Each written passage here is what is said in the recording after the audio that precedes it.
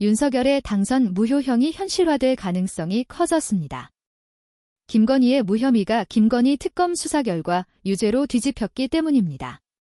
김건희 특검이 수사 종료를 눈앞에 두고 윤석열을 공직선거법상 허위사실 공표 혐의로 재판에 넘겼다는 소식은 단순히 기소 한 건이 추가됐다는 차원이 아니라고 본다는 겁니다.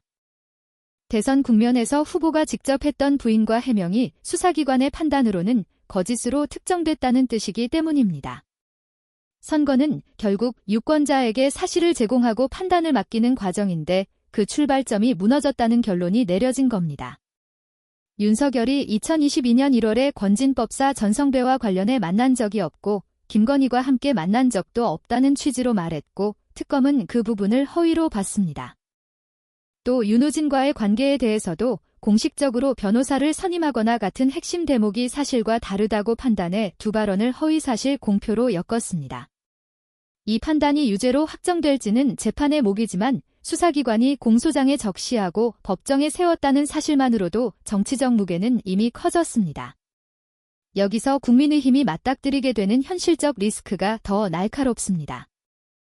공직선거법상 허위사실 공표죄로 벌금 100만 원 이상이 확정되면 당선 무효형에 해당하고 보도대로라면 국민의힘은 대선 당시 받았던 선거보조금 400억 원가량을 반환해야 할 수 있습니다.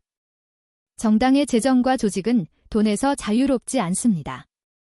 선거보조금은 한 번 지나가면 잊히는 숫자처럼 보이지만 반환 의무가 현실이 되는 순간 그건 당의 생존 문제로 변합니다.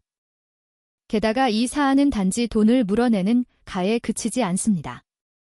국민의힘이 무엇을 기반으로 정권을 만들었는지, 그 과정에서 어떤 말이 유권자에게 전달됐는지 그 책임을 제도적으로 되묻게 되는 구조입니다. 대선에서의 후보 발언이 사법 판단으로 흔들리면 그 선거를 떠받친 정당도 같이 흔들릴 수밖에 없습니다.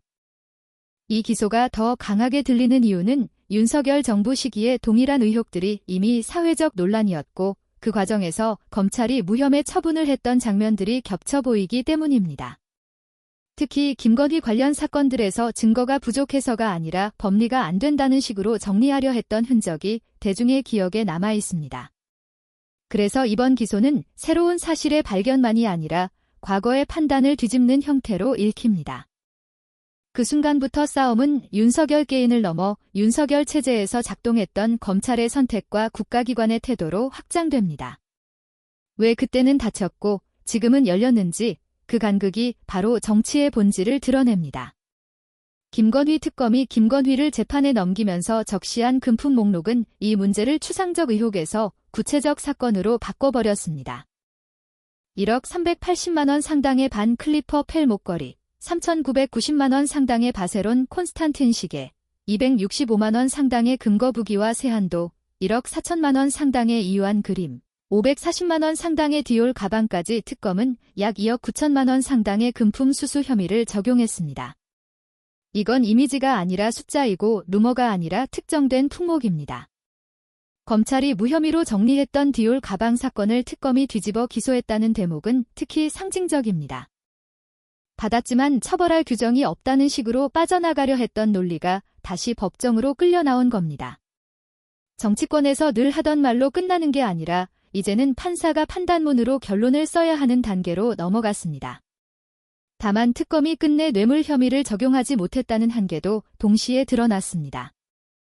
특검은 뇌물 혐의는 추가 수사가 필요하다고 보고 경찰청 국가수사본부로 이첩하겠다고 했습니다.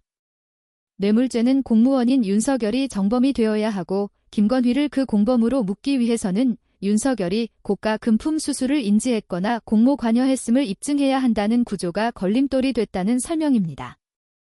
윤석열이 조사해서 몰랐다는 취지로 부인한 점도 그 판단을 어렵게 했다고 합니다. 이 대목은 두 갈래로 읽힙니다. 하나는 수사기관의 시간표가 끝까지 목을 조였다는 현실입니다. 다른 하나는 가장 무거운 죄목의 문턱에서 윤석열이 마지막까지 몰랐다로 버티는 전략을 택했다는 사실입니다. 지금까지 벌어진 일들의 성격을 생각하면 이 몰랐다가 사회적 설득력을 얻기는 쉽지 않습니다. 그럼에도 법정에서는 증명이 필요하고 그 증명의 책임은 결국 다음 수사로 넘어갔습니다.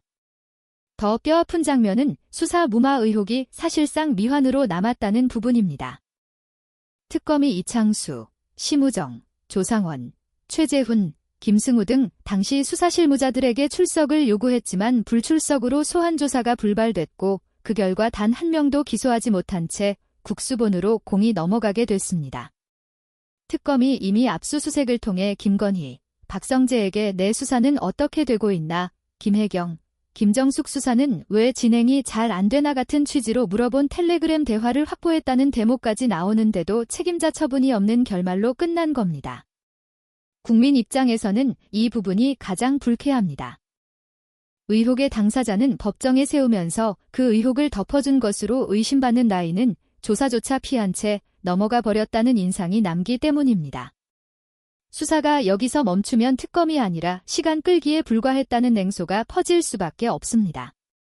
그래서 2차 종합특검이 자연스럽게 다음 장으로 올라옵니다. 민주당이 2차 종합특검법을 발의했고 통과될 경우 남은 의혹을 다시 특검이 이어갈 가능성이 열려 있습니다. 물론 법안이 통과되는 과정은 정치의 영역이고 그 자체로 또 다른 공방이 생길 겁니다. 그래도 방향은 분명합니다. 지금까지 드러난 사건들의 규모와 연결고리를 보면 1차 특검으로 끝낼 수 있는 구조가 아닙니다. 김건희 특검이 밝혀낸 것은 많지만 동시에 아직 손도 못 댄 것도 그대로 남겼습니다. 이 남은 부분을 방치하면 결국 가장 중요한 책임자들이 빠져나가는 결과로 귀결될 수 있습니다. 정청래 민주당 대표가 통일교 특검을 빠르게 처리하겠다고 밝히면서 국민의힘과 통일교 유착이 유죄로 확정될 경우 국민의힘이 위헌정당으로 해산되어야 한다고 말한 것도 같은 맥락에서 이해해야 합니다. 정청래 민주당 대표의 표현은 정치적으로 매우 강합니다. 하지만 강한 말을 가능하게 만든 토양은 따로 있습니다. 정교 유착이라는 헌법적 금기, 쪼개기 후원금 의혹, 대선 국면의 접촉 정황 그리고 특검 정국이 연쇄적으로 이어지는 현실입니다. 이 문제는 결국 정당이 어디서 돈을 끌어오고 누구의 영향력 아래 의사결정을 했는가라는 질문으로 귀결됩니다. 민주주의에서 정당은 공적 권력을 설계하는 조직입니다. 그 조직이 특정 종교 권력, 특정 이해 집단과 거래했다면 그 순간부터 국민의 선택은 왜곡됩니다. 선거보조금 400억 원 반환 가능성도 같은 선상에 있습니다. 정당은 공적 자금으로 선거를 치르면서 유권자에게는 거짓과 왜곡이 섞인 메시지를 흘렸다는 판단을 받는 순간 정치적 책임이 아니라 제도적 책임을 맡게 됩니다. 법원의 판단은 아직 남아있고 유죄 확정까지는 절차가 있습니다.